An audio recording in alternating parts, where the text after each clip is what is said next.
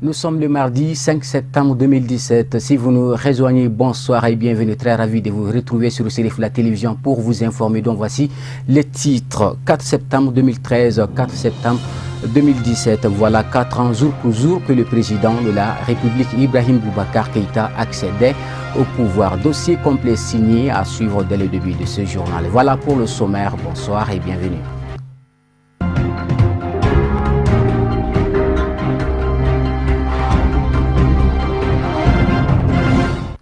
Une fois de plus, si vous nous rejoignez, bonsoir et bienvenue. Je le disais tout à l'heure dans le sommaire, 4 septembre 2013, 4 septembre 2017. Voilà 4 ans, jour pour jour, que le président de la République, Ibrahim Boubacar Keïta, accédait au pouvoir. À cette occasion, IBK a accordé une interview exclusive à la télévision nationale. 4e anniversaire où le chef de l'État juge son bilan globalement positif. Une analyse en quelques volets clés de cet entretien réalisé par Ahmadou Diarra. Le président Ibrahim Boubacar Keïta a abordé cette interview par un sujet qui figure en bonne place parmi les préoccupations majeures du Malien, tant à l'intérieur qu'à l'extérieur, la paix. Parlant de la conférence d'entente nationale, le train de la paix en marche depuis l'accord d'Alger est-il arrivé à destination avec la famille de toutes les parties prenantes? IBK dira que les prémices sont déjà là. Je pense que la conférence d'entente nationale a fait son travail.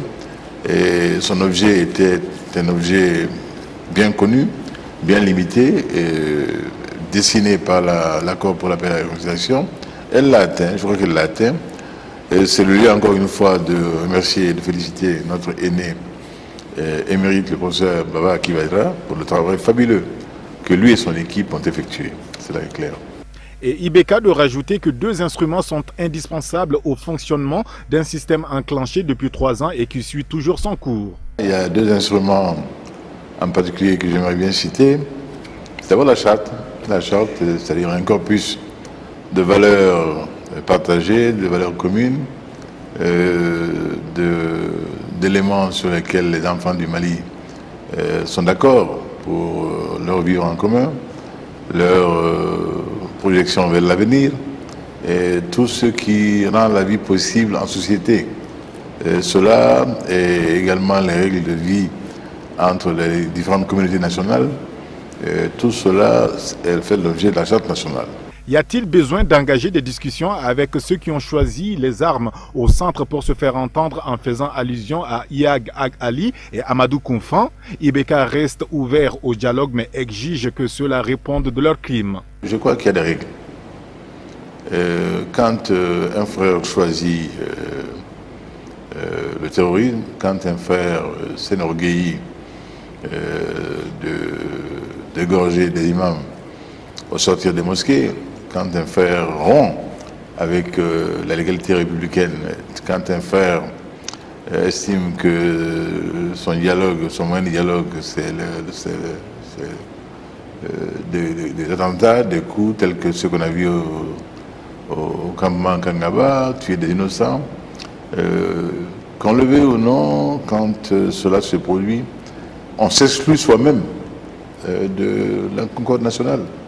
Et à ce moment-là, il y a un moyen de traitement par un État qui est respectable, un État qui dit ce non, c'est clair.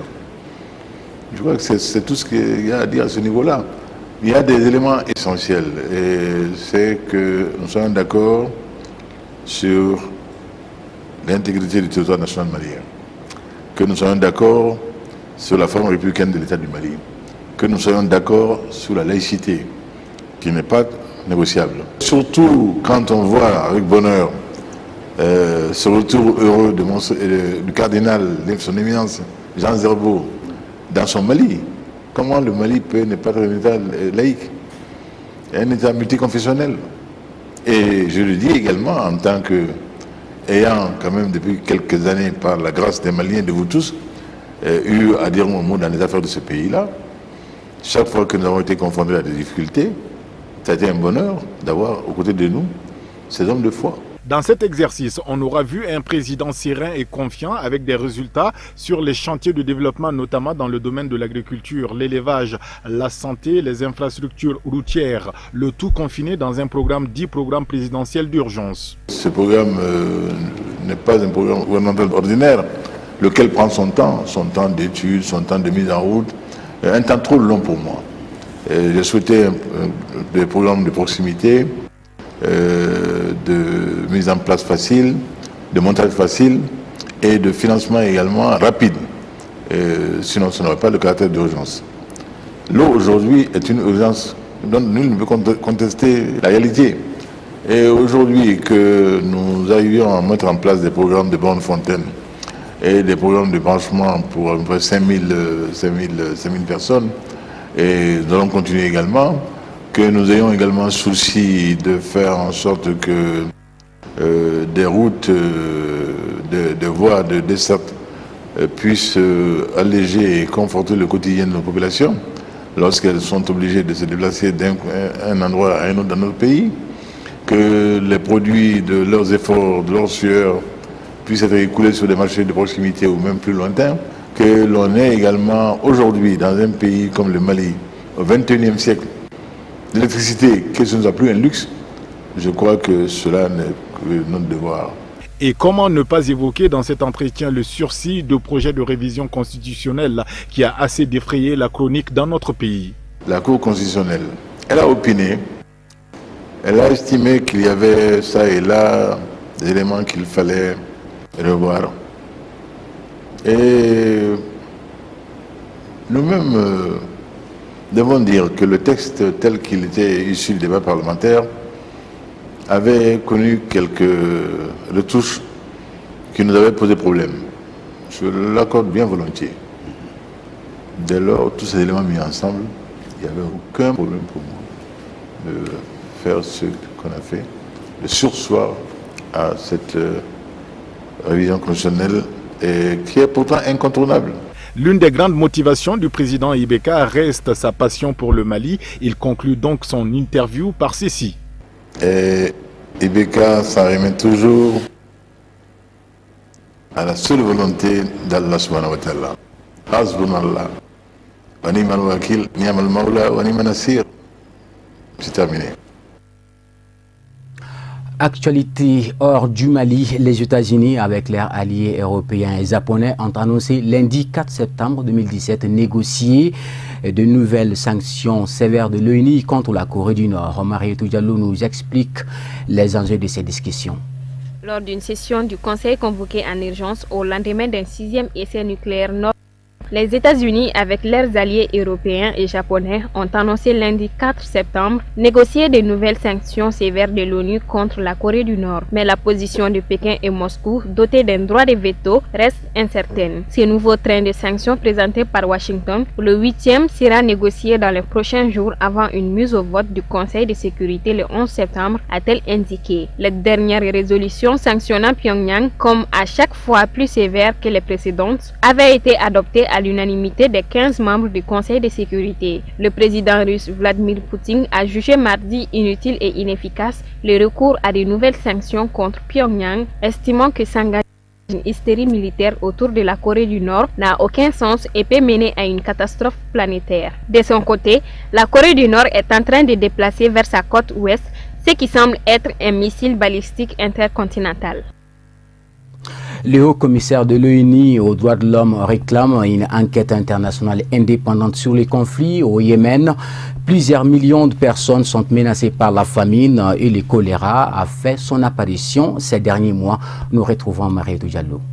Le Haut-Commissariat de l'ONU aux droits de l'homme publie un nouveau bilan du conflit au Yémen. Au moins 5144 civils ont été tués, dont 1184 enfants depuis mars 2015, date à laquelle la coalition commandée par l'Arabie Saoudite est entrée en guerre. Le Jordanien Zeid Rad Al-Hussein, haut-commissaire aux droits de l'homme de l'ONU, ne mâche pas ses mots. Le Haut-Commissariat aux droits de l'homme souhaite donc une enquête internationale, soulignant au passage que la commission d'enquête mise en place par le pouvoir yéménite, soutenue par la communauté internationale, était loin d'être impartiale. C'est au Yémen que se déroule actuellement la plus grave crise humanitaire au monde.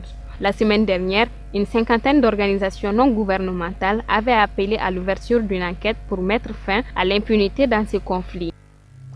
Transition toute trouvée. Maintenant, voici l'essentiel de l'actualité africaine en bref et en images développée par Zeynabou Haïdara.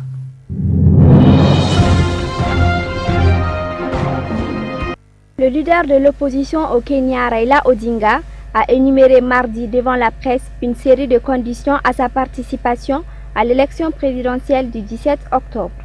La date choisie par la commission électorale après l'invalidation du scrutin du mois dernier, M. Odinga a critiqué le fait que la commission électorale avait fixé lundi la date du nouveau scrutin sans consultation avec l'opposition et a posé plusieurs conditions, parmi lesquelles un audit du système électronique de la commission, la démission de plusieurs de ses membres et la possibilité pour chacun des 8 candidats à la présidentielle du 8 août de se représenter.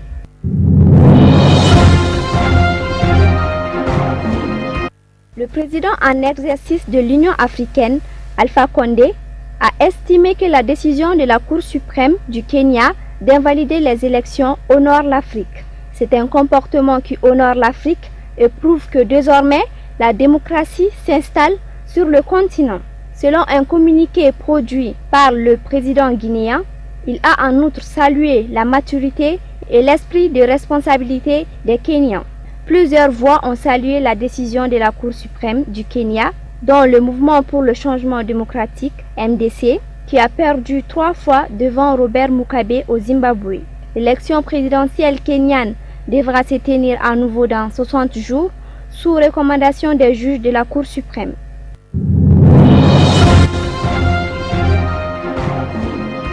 Le Burkina a mis en place un nouveau dispositif sécuritaire dans la capitale Ouagadougou. Théâtre des attaques terroristes qui ont fait 19 morts en mi-août, a annoncé lundi son ministre de la Sécurité, Simon Compaoré. Nous avons pris des dispositions sur Kwame Nkrumah, la principale avenue de la capitale.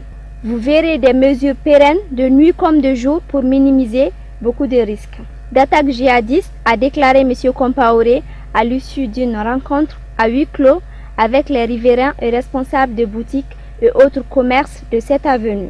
Le 13 août, cette artère principale de la capitale burkinabé a été la cible d'une attaque terroriste. 2 assaillants ayant ouvert le feu sur un café-restaurant halal, tuant 19 personnes et en blessant 21 autres. En janvier 2016, une précédente attaque qui avait visé le restaurant Cappuccino, l'hôtel Splendide, l'hôtel Yibi et le taxi Bruce, également situés sur l'avenue Kwame Nkrumah, avait fait 30 morts et 71 blessés.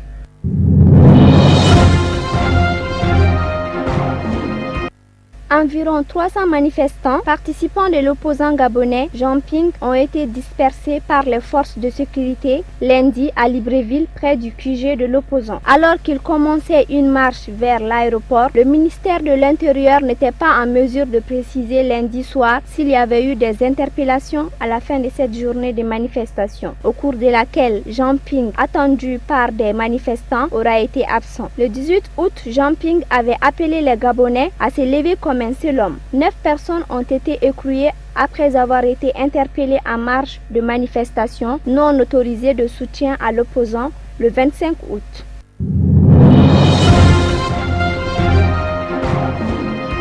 Amnesty International vient de publier un communiqué dans lequel elle dénonce la recrudescence des attaques et attentats suicides de Boko Haram dans l'extrême nord du Cameroun et dans les États du nord-est nigérian. Des attaques qui ont fait au moins 381 morts au cours des 5 derniers mois. Des chiffres alarmants de loin supérieurs à ceux des mois précédents, alors que des millions de civils ont besoin d'une aide humanitaire d'urgence.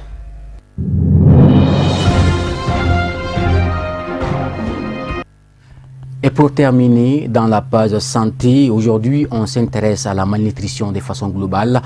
Par définition, la malnutrition est un ensemble de manifestations dues à un apport inadéquat en quantité et ou en qualité dans l'alimentation de substances nutritives nécessaires à la croissance normale et au bon fonctionnement de l'organisme. Pour plus de précision, suivons ce reportage signé Tata Touré et Baba Keïta. La malnutrition constitue un problème de santé publique au Mali. Les différentes enquêtes démographiques et de santé révèlent que le taux de la malnutrition aiguë globale n'est jamais descendu au-dessous de 10%, considéré par l'OMS comme le seuil critique de la réponse urgente. Aujourd'hui, elle est au centre de nombreux programmes visant sa réduction. La malnutrition, se résume en deux.